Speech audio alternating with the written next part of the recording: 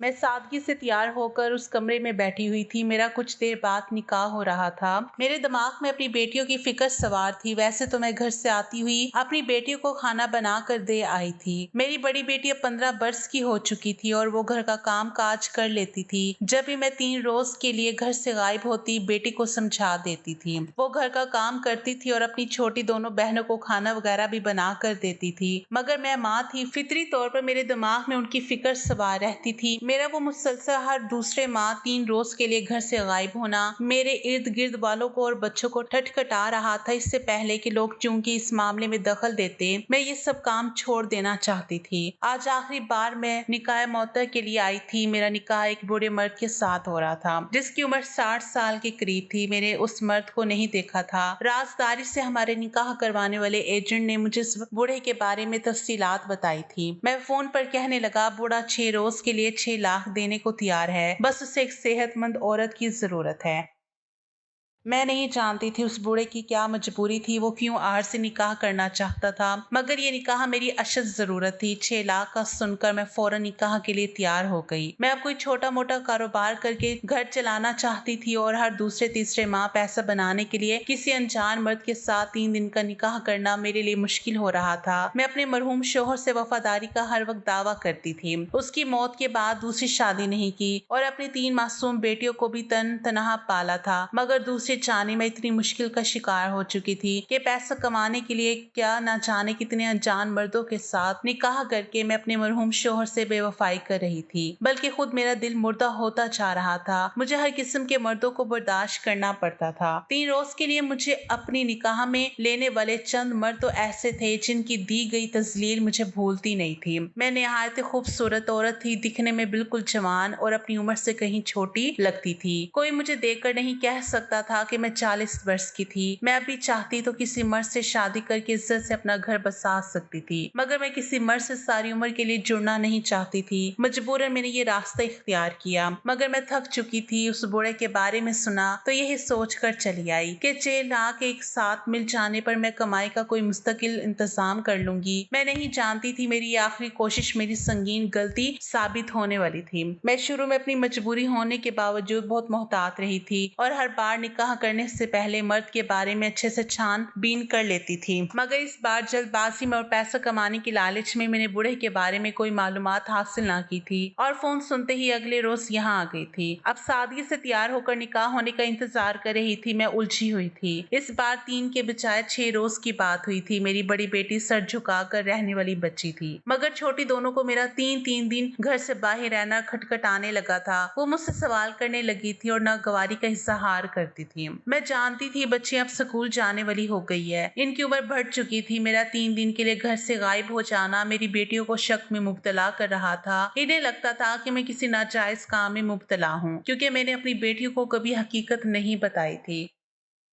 क्योंकि मैं जानती थी ऐसा निकाह हलाल अमल नहीं है। पहले से मुतय्यन मुद्दत तय करके किया जाने वाला निकाह सरासर नाजायज होता है और निकाह मोहता में ऐसे ही होता है। वक्त मुकर्रर कर लिया जाता है और इस मुकर्रर वक्त पर खुद ब खुद तलाक हो जाती है। निकाह मोहता को इस्लाम से कबल जायज माना जाता था, मगर हजरत मोहम्मद सल्लल्लाहु अलैहि वसल्लम ने गज़े खैबर के मौके पर निकाह को नाजायज और क़यामत तक हराम करार दिया था। अपने दिल की तस्कीन और खुद को झूठी तसल्ली देने के लिए मैं निकाह मोहता करती थी, मगर मेरे दिल में अंदर कहीं ये ख्याल अक्सर सर उठाता था कि मैं निकाह के नाम पर वही गुनाह कर रही हूँ जिस गुनाह से बचने के लिए मैं खुद को हर बार 3 रोज के लिए एक अनजान मर्द से बांध लेती थी। मेरे हालात मेरी नजर में इतने बुरे थे कि मेरे पास निकाह से पैसा कमाने के और कोई रास्ता ना था, मगर खुद को बुरी करने की कोई माकूल दलील नहीं थी। मेरी बेटियां सहीन और आज के दौर की लड़कियां थी। अगर मैंने इस निकाह के बारे में बता भी देती तो इस पर सवाल उठाती। जो काम नाजायज हो से चाहे जिस मजबूरी में भी यह किया जाए वो नाजायज ही रहता है। इसलिए मैं कभी चाह कर भी अपनी बेटियों को ये सच नहीं बता पाई कि मैं नाजायज ताल्लुकात नहीं बनाती थी, बल्कि अनजान मर्दों के साथ 3 रातें गुजारने के लिए निकाह करती थी। दूसरे अल्फाज में ये भी जिस्म फरोशी था और यही बात मुझे जबान बंद रखने पर उकसाती थी। हालांकि मैं अपनी बेटियों की आंखों में अपने लिए शक देख चुकी थी। इन्हें अपनी माँ फहाशा लगती थी। मैं परेशान से सोचों में गुम बैठी थी। निकाह करवाने वाले मर्द ने मुझे बुलाया। मैं सर झटक कर उसके बुलावे पर उठकर चली गई। निकाह हुआ तो मुआहदे के ऐन मुताबिक 6 लाख की रकम तय पाई। मैंने निकाह होते ही तवील गहरा सांस भरा।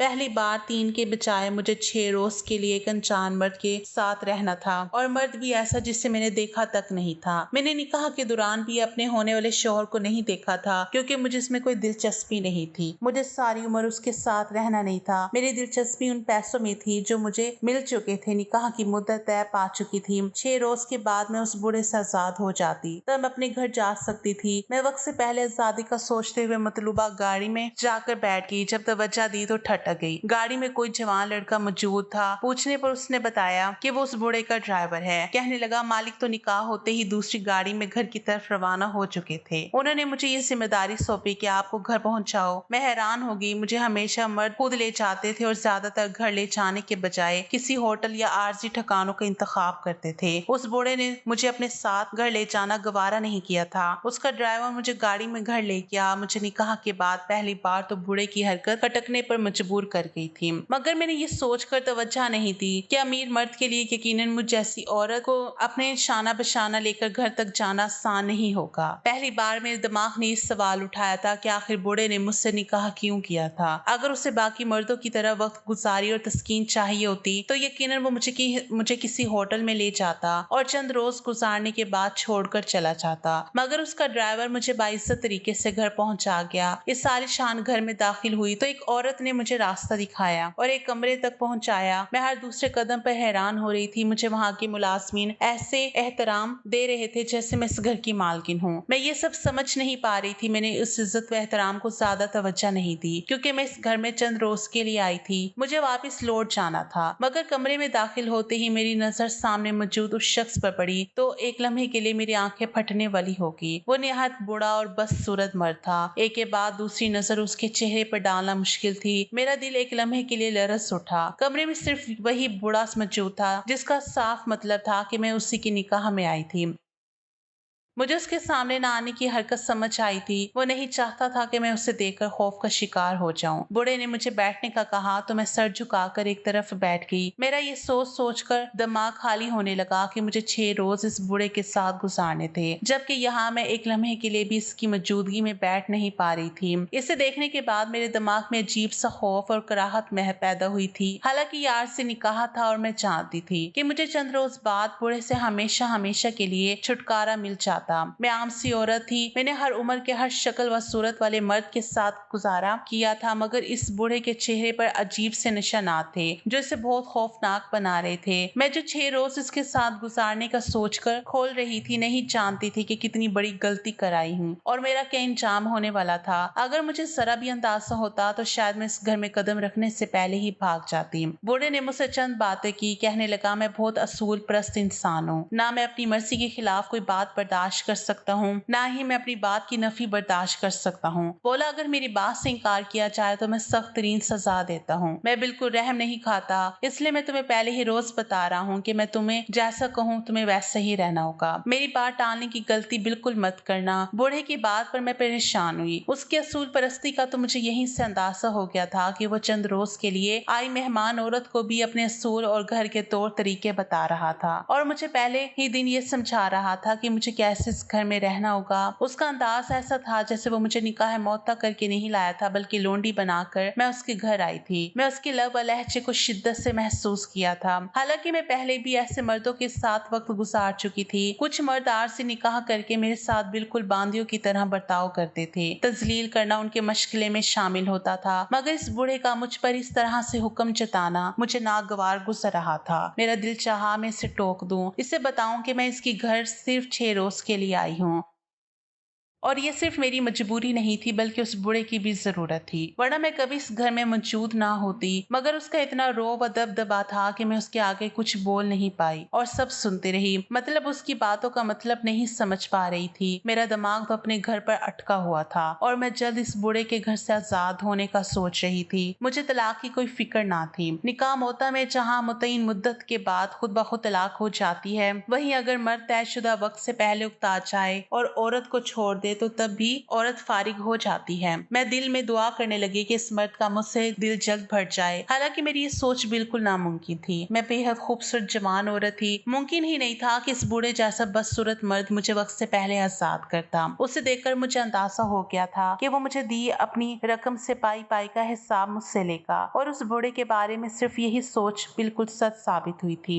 अपने घर के तौर तरीके समझाकर उस बूढ़े ने मुझसे अपने पैसे के लिहाज से खिदमत हासिल की थी। एक दिन मेरे होश ठिकाने लग चुके थे। वो मुझे इंसान के बजाय कठपुतली समझता था। मेरे इंकार को किसी खाते में नहीं लाया था। मेरी बेजारी पर उसका रवैया मुझसे मजीद बदतर हो गया। उसे महसूस हो गया कि मैं उसे कराहत का शिकार हूँ। ये बात बूढ़े के लिए तौहीन साबित हुई थी। वो पहले रोज मुझ पर कुछ मेहरबान हुआ, मगर उसके बाद उसके अंदाज में सख्ती आती चली गई। वो मुझसे बात ऐसे करता जैसे मैं उसकी गुलाम हूँ। मेरी उकताहट बढ़ रही थी। बूढ़े का रवैया दिन ब दिन अजीब होता जा रहा था। उसकी हरकतें बहुत मशकूक होती थी। उसके रवैये के बरक्स जब उसने मेरे लिए खूबसूरत और महंगे लिबास मंगवाए तो मैं ठटक गई। चंद रोज के लिए आई औरत के लिए आखिर वो मर्द ये सब क्यों कर रहा था, जबकि उसका रवैया मुझसे इतना तज़ीक अमेज होता था। मगर कहने लगा, मैं तुम्हें अच्छे और खूबसूरत लिबास में देखना चाहता हूँ। मैं बहुत हसीन थी। मेरी खूबसूरती की वजह से वो बूढ़ा मुझे मस्जिद सजाने और सिंगार करवाने में दिलचस्पी लेने लगा। बूढ़े की फरमाइश पर मैं घबरा गई।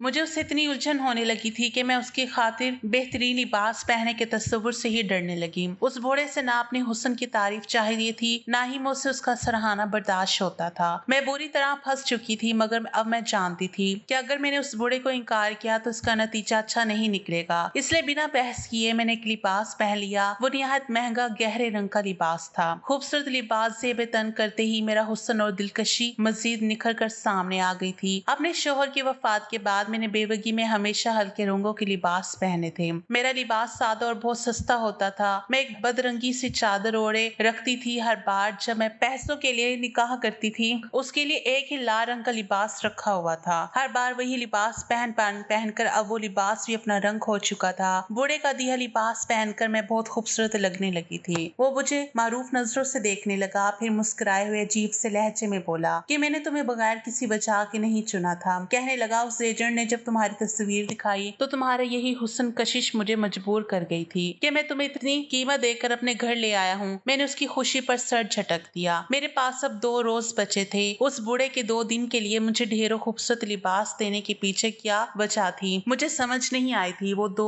दिन बूढ़ा मुझे खुश रंग लिबास में सजा सवरा देकर खुश होता था, और अपनी उसी खुशी में जब वो मुझे तवज्जो देता तो मैं उसे घिन खाने लगती थी। मेरा दिल उससे बुरी तरह बेजार हो चुका था। मुझे 2 दिन भी एक तवील अरसा लगने लगा था। मैं सर झुका कर रखती थी और कोशिश करती थी कि बूढ़े को गुस्सा ना दिलाऊं, और ये 2 दिन सुकून से गुजारूं। मैंने जैसे तैसे उस बूढ़े को बर्दाश्त किया और 2 रोज के बाद यारी बांध ली। अपने पैसों के अलावा मैंने उसे बूढ़े का दिलाया कोई भी सामान अपने साथ रखना गवारा नहीं किया था। उसके लिए तोहफे ताइफ में किसी सूरत कबूल नहीं कर सकती थी। मैंने 2 दिन लिबास भी नहायत मजबूरी में पहने थे, क्योंकि मैं सालिशान घर में रिहाइश के अपने आखिरी दिन मुश्किल नहीं बनाना चाहती थी। मगर मेरे होश तो तब उड़े जब मैं उस घर से निकलने लगी तो मुझे दरवाजे पर ही मुलाजिम ने रोक लिया।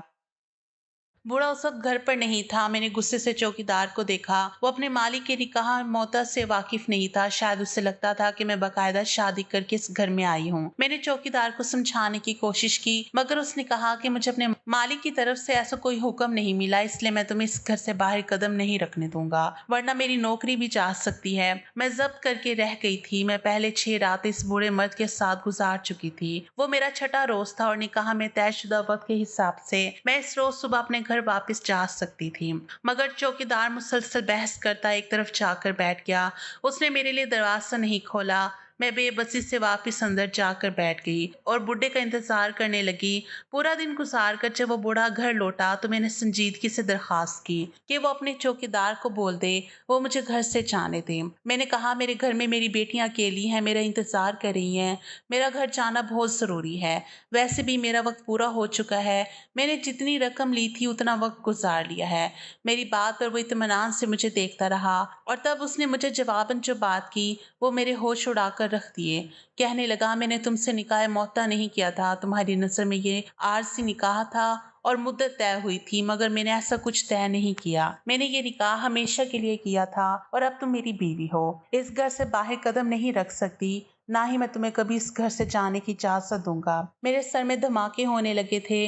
मैं हक्का बक्का सी उस चिचक सदा चेहरे वाले बूढ़े मर्द को देख रही थी। मुझे उस रोज पहली बार उसका इत्मीनान समझ आया था। वो इसलिए मेरे लिए इतनी खरीदारी करता रहा था और अपने घर के असूल मुझे याद करवाता रहा था, क्योंकि वो मुझे हमेशा के लिए अपने घर लाया था। मैं इस धोखे पर बुलबुला कर रह गई। मैंने चीखते हुए बूढ़े से कहा, मेरा इसकी सोच से कोई लेना देना नहीं है। मेरे पैसों से निकाह किया था, मेरी 3 मासूम बच्चियां हैं, मुझे पालना होता है। मैंने कहा, मैं तुम्हारी सोच की पाबंद नहीं हूँ। अगर तुम्हें मुझसे हमेशा के लिए निकाह करना है तो इसके लिए मुझे बाकायदा रिश्ता भेजकर निकाह के लिए आमादा करना होगा। मेरी बात पर वो तमस्कर से हंस पड़ा, कहने लगा, क्या मुझे धमकाने का कोई फायदा नहीं है? निकाह करके तुम आ चुकी हो। मेरे मुलाजमीन गवाह हैं कि मैं तुम्हें अपनी बीवी बनाकर इस घर में लाया हूँ। पहले रोज ही मैंने इन सब से कह दिया था कि अब इस घर की मालकिन तुम हो। अगर तुम चाहो तो निकाह नामा भी उठा कर देख सकती हो। इस पर कोई मुद्दत तय नहीं हुई थी। वो कहने लगा, ये तुम्हारी गलती है कि तुमने लापरवाही से आंखें बंद करके उस एजेंट पर यकीन कर लिया जिसने हमारा निकाह करवाया था, क्योंकि मैंने इससे पहले साफ अल्फाज में बता दिया था कि मुझे बुढ़ापे का सहारा एक सेहतमंद जवान बीवी चाहिए। बूढ़े के इंकशाफ पर मेरे कान साए साए करने लगे। मैं 2 मर्दों के हाथों बेवकूफ बन चुकी थी। वो बूढ़ा मेरी कोई बात सुनने को तैयार नहीं था, वहां से उठकर चला गया। मैं अकेली चीखती चलाती रही। मुझे अपनी बेटियों की फिक्र सता रही थी। न जाने वो 6 रोज उन्होंने कैसे गुजारे थे।